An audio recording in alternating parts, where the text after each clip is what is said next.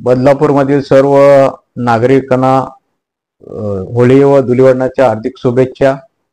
ही होळी सर्वांना सुख समृद्धीची आणि भरभराटीची जावो।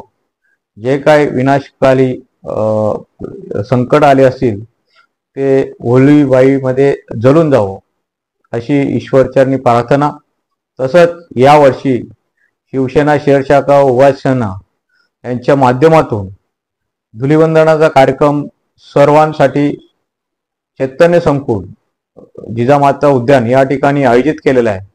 तर बदलापूरमधील सर्व नागरिकांना, सर्व विद्यार्थ्यांना, विद्यार्थिनींना आवाहन करण्यात येते की आपण हा सण मोठ्या उत्साहाने त्या ठिकाणी साजरा करणार आहोत।